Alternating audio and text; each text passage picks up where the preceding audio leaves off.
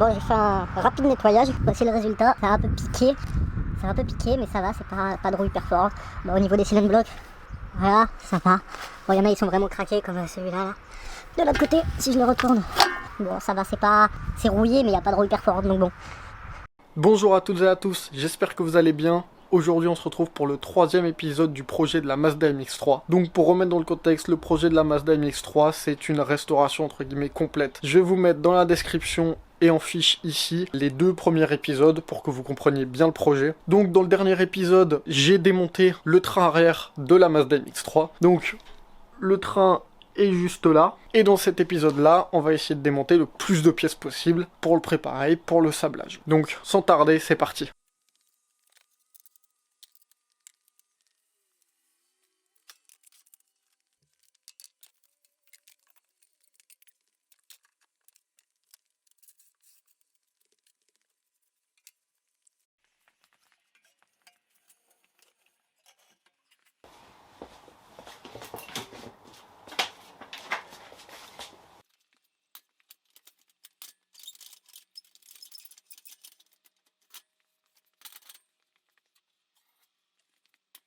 Donc voilà, le train arrière est monté, on va pouvoir commencer à s'attaquer au démontage. Donc je vais commencer par le plus simple, par cette petite barre là, stabilisatrice, anti-rapprochement plutôt.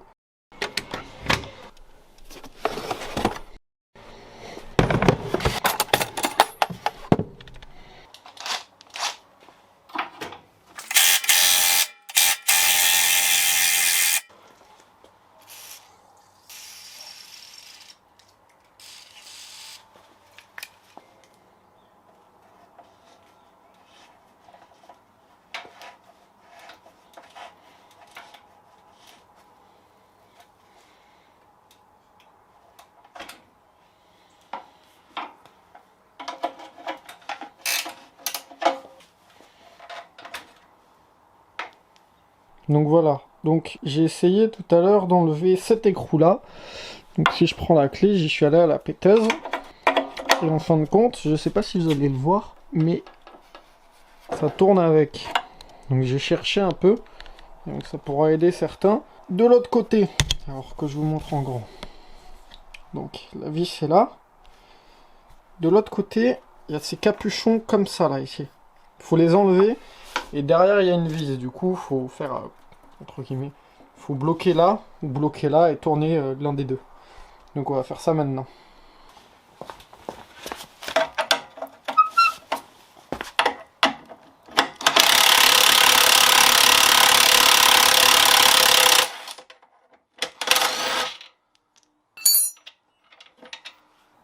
Voilà.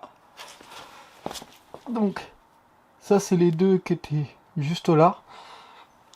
Et là, si on vient de ce côté-là, donc on voit la grande tige. Elle est toujours dedans. Mais j'ai juste à la tirer pour l'enlever. Voilà. Tac. Donc là, tu as la tige qui tient tout le bras sur le côté. Après, il y a les petits cylindres blocs ici. Donc là, normalement, ça devrait être... Voilà, donc là, la petite barre, elle peut partir si je l'enlève de l'autre côté. Là, c'est désolidarisé. C'est aussi pour ça que je l'ai mis par terre, parce que je me suis dit, si je l'enlève, j'ai peur qu'il se casse la gueule.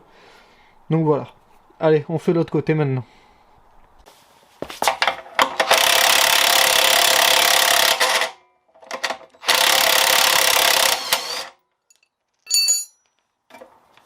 Putain, ça fume.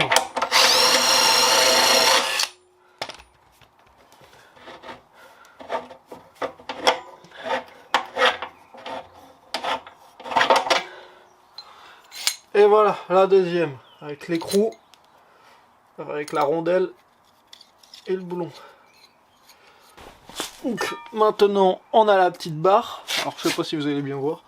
On a la petite barre, elle va être sablée, enfin comme toutes les autres pièces. Et maintenant, on va enlever de chaque côté, les deux parties de chaque côté, pour essayer de voir d'enlever les cylindres blocs.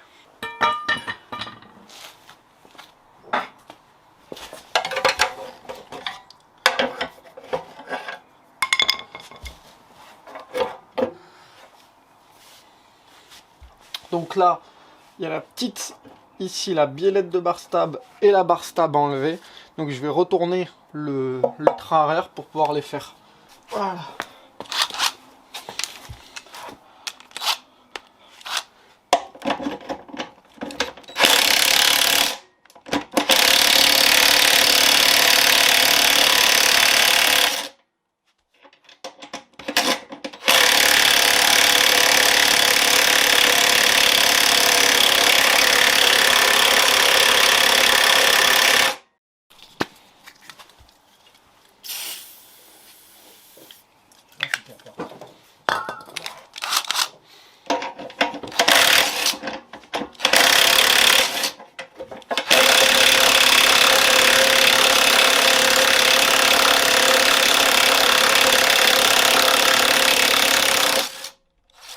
Putain.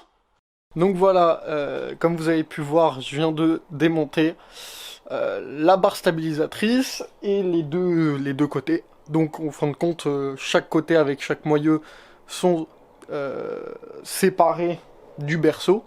Donc maintenant, je vais enlever la barre stabilisatrice et on va pouvoir enlever chaque côté et continuer le démontage. Donc je vais vous montrer, enfin je vais vous filmer comment on enlève ça, tout simplement.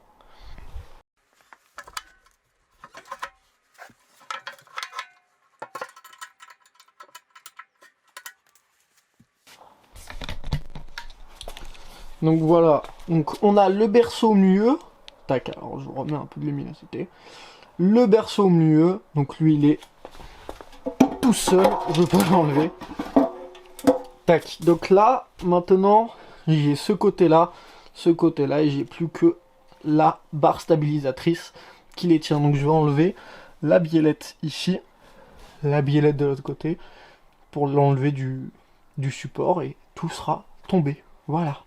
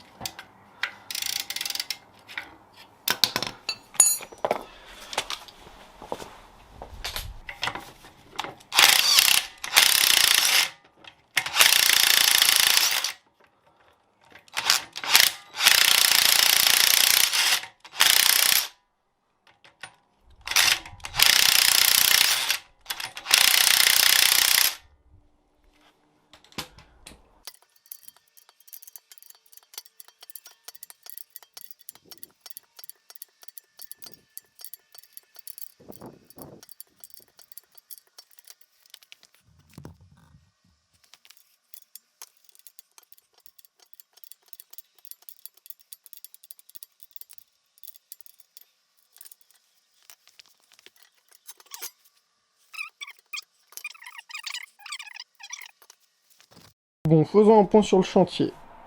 Ce côté-là, il est enlevé. La barre stab est enlevée. Le berceau est tout seul. Il manque plus que ça et le problème de la biellette de barre stab. Donc je vais vous montrer. Alors attendez. Je vais prendre ma lumière. Tac. Voilà. Donc voilà le silent block de barre stab.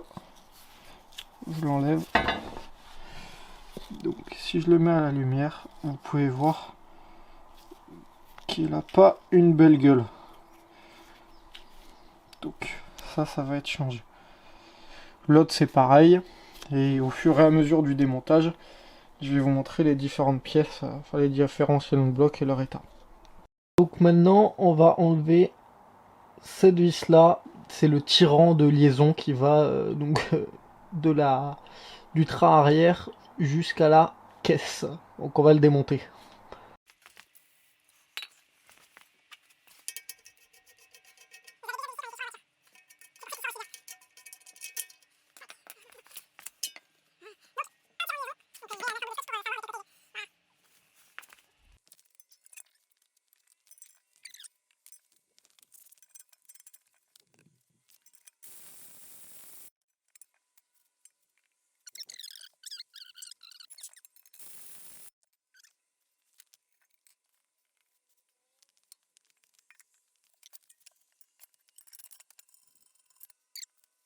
là je suis en face d'un problème. J'ai réussi à enlever cette pièce là. C'est l'un des deux côtés qui... Mais celle-là c'est celle qui tient la biellette de barre stable.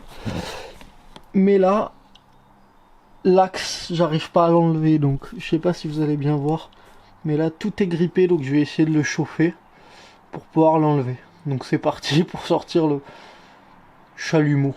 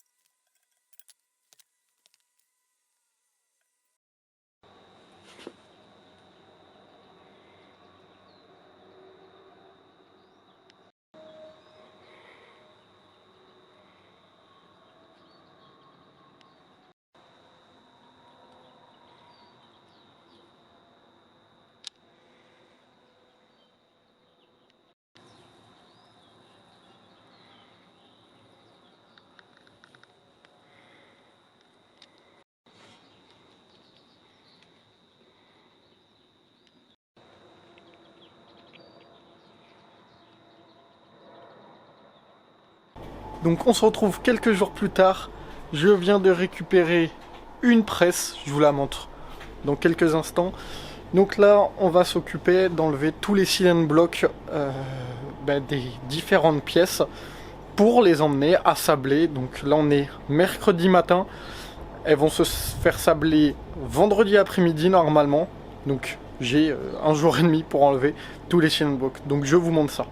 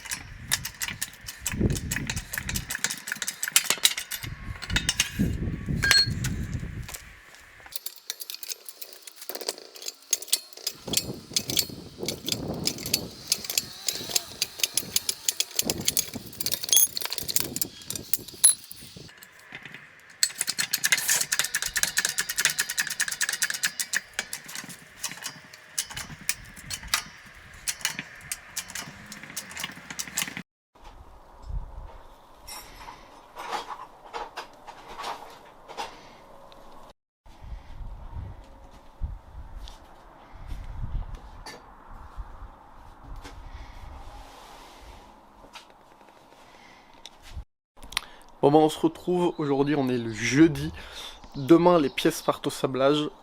Hier j'ai réussi à enlever les cylinder blocks de toutes les pièces, donc maintenant il faut que je fasse les pièces propres, je vais vous montrer pourquoi, juste après, parce que en enlevant les cylinder blocks, vu qu'ils étaient pour la plupart grippés depuis 30 ans, il reste encore un peu de caoutchouc sur la pièce, donc je préfère l'enlever un peu, donc je pense que je vais utiliser une Dremel pour enlever tout ce qui reste au niveau de caoutchouc sur les cylinder blocks. Donc je vous montre ça tout de suite. Donc voilà, c'est ça que je parlais. Donc là vous pouvez voir qu'il reste encore un peu de caoutchouc. Donc je vais essayer de l'enlever à la Dremel.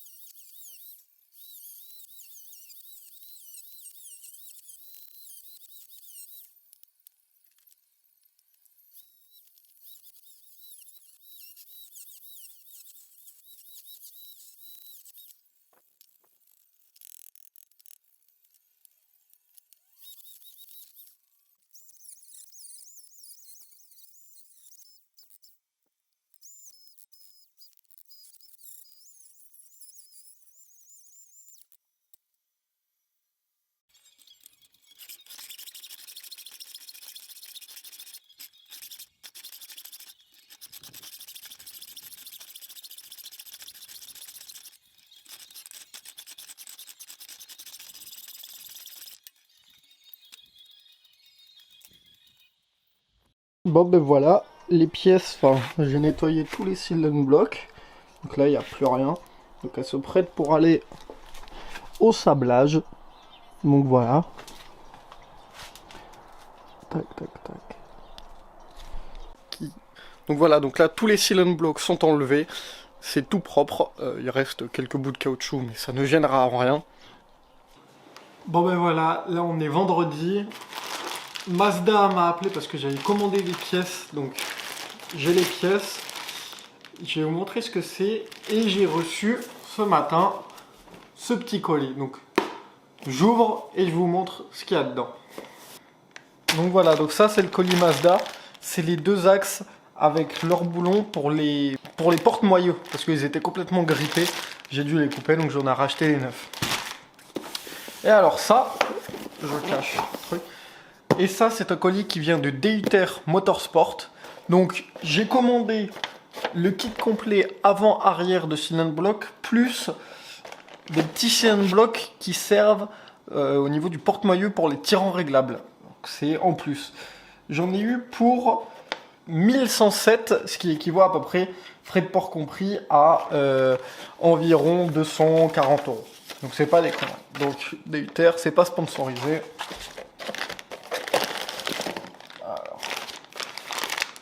Donc voilà, donc ça, c'est les cylinder blocks. Ça, c'est les cylinder blocks que je vous parlais, c'est les cylinder blocks spécifiques. Donc voilà.